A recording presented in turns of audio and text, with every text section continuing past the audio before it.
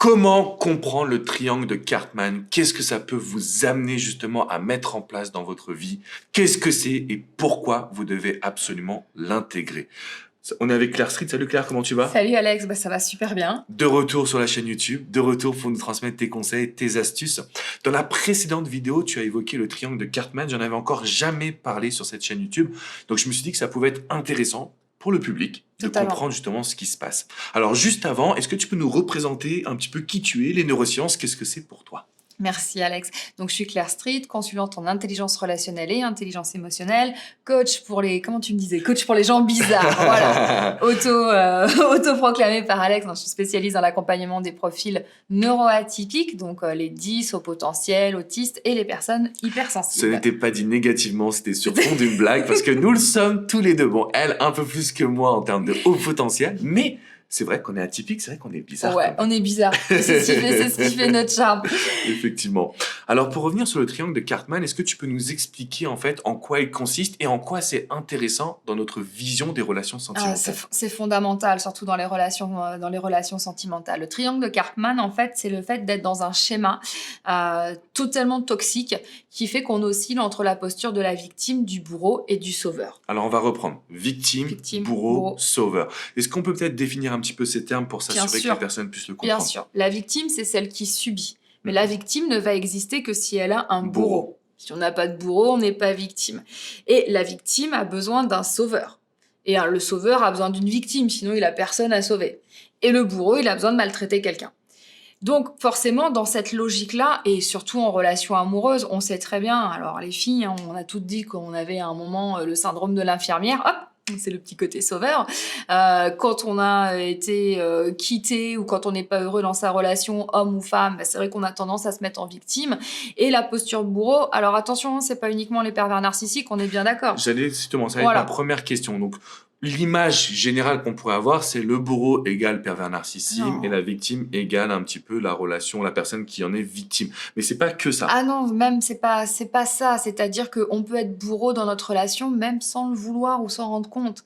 C'est-à-dire qu'à partir du moment où l'autre se met en posture inférieure vis-à-vis de nous, ou nous, on prend une posture un peu supérieure, et qu'on vient alimenter, par exemple, de la culpabilité, rien que ça, faire culpabiliser sa moitié, c'est déjà être en posture de bourreau. Alors, c'est extrêmement subtil, et vous voyez qu'on est dans ce type de relation avec tout le monde, nos parents, nos enfants, nos collègues, nos amis, exactement, on se retrouve tout le temps là-dedans et c'est extrêmement toxique parce qu'on peut vraiment vivre des relations autrement.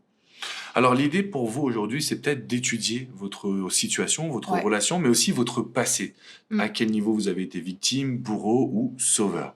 Alors quand on regarde ce triangle-là, qu'est-ce qui nous évoque pour nos relations? Comment est-ce que ça pourrait nous aider à avoir des meilleures relations sentimentales? Qu'est-ce que tu vois au quotidien avec les personnes que tu accompagnes? Alors, être en conscience déjà. Moi, c'est vrai que dans les personnes que j'accompagne, ça tourne sur les trois. Et puis, soyons conscients qu'on peut être les trois dans la même journée.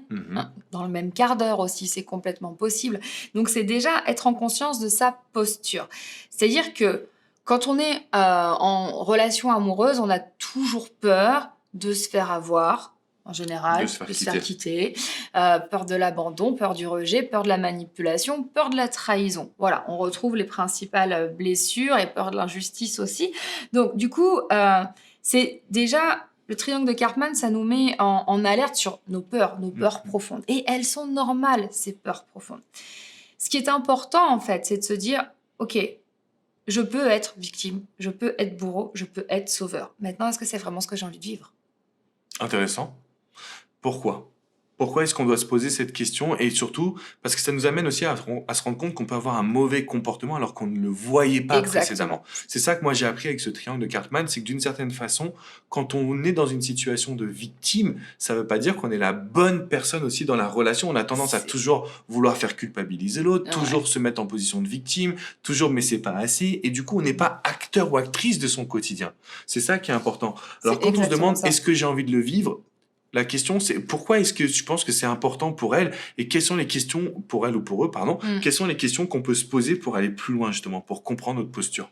Est-ce que vous vous sentez d'égal à égal avec la personne avec qui vous êtes en couple? Excuse-moi, je te coupe. Cette question-là, mais les amis, elle est super importante. C'est la base. Est-ce que vous vous sentez d'égal à égal?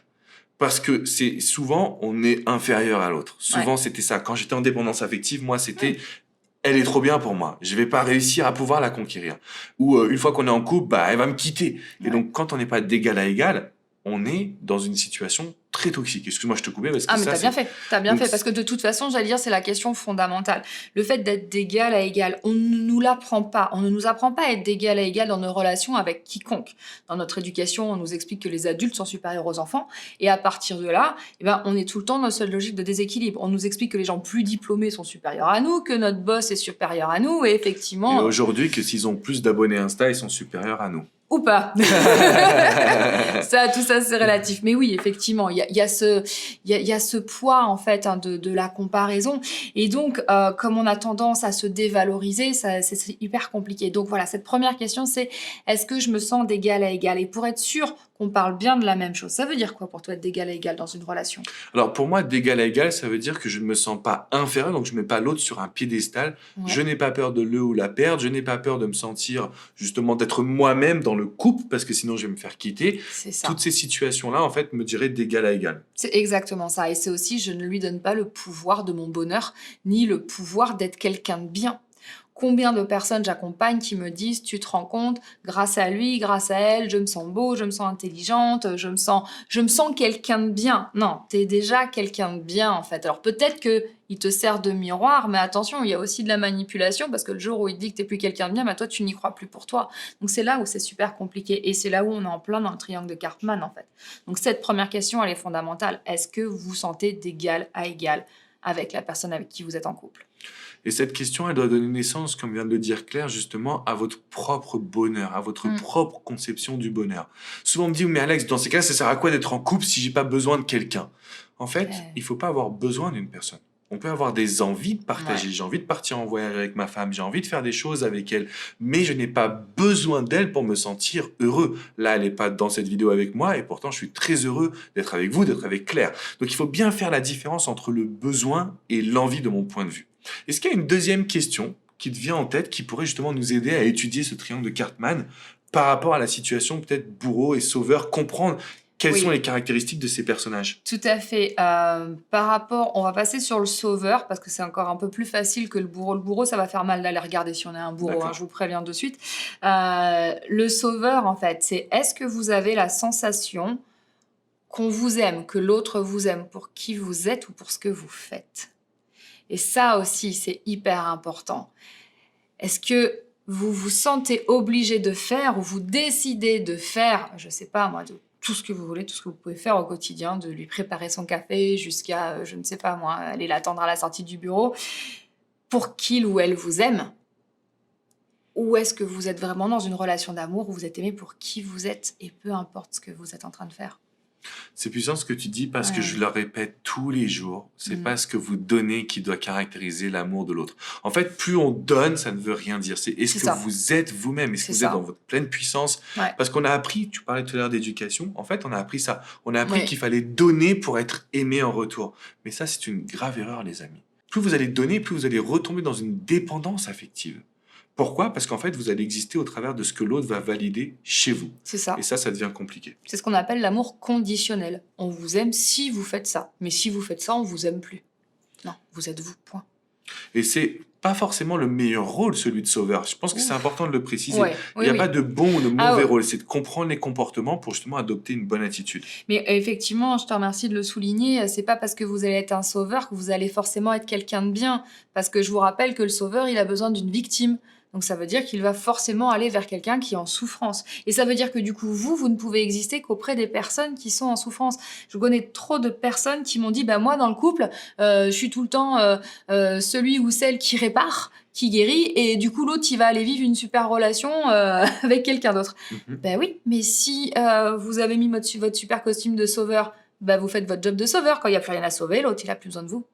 Et ça, c'est hyper important d'en être conscient.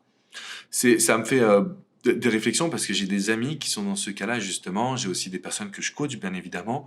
Et donc, on s'en rend pas compte. Ça, c'est vraiment un schéma qui est inconscient. C'est-à-dire qu'on aide la personne et puis une fois que cette personne va mieux, elle va pas ressentir peut-être la même attraction, la même alchimie et elle va nous quitter. Et pour nous, psychologiquement, en tant qu'être humain et dans le rôle de sauveur, je pense que ces personnes-là, elles ont une incapacité à étudier ce qui s'est passé. Elles ne comprennent pas. Ah, mais c'est ça. Donc, elles restent fixées sur cette négativité.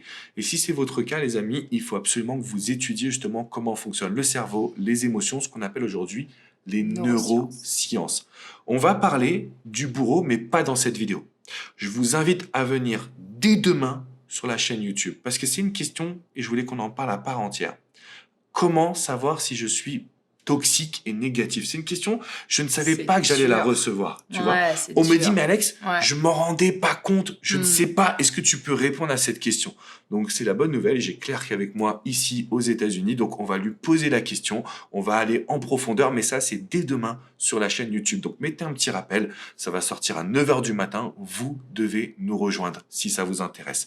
Juste avant, ce qu'on voulait vous transmettre, c'est qu'on a fait une formation gratuite qui va vous aider à mieux comprendre les neurosciences, le cerveau, parce que c'est encore un petit peu abstrait. Ce terme de neurosciences dans notre société, il n'est pas forcément très facile à comprendre. Ouais, c'est pas totalement compris encore aujourd'hui. On fait l'amalgame entre la partie biologique du cerveau, les différentes aires, comment ça fonctionne, et puis ce qu'on va appeler les neurosciences cognitives, c'est-à-dire tout ce qui nous permet d'apprendre. La cognition, ce sont les apprentissages.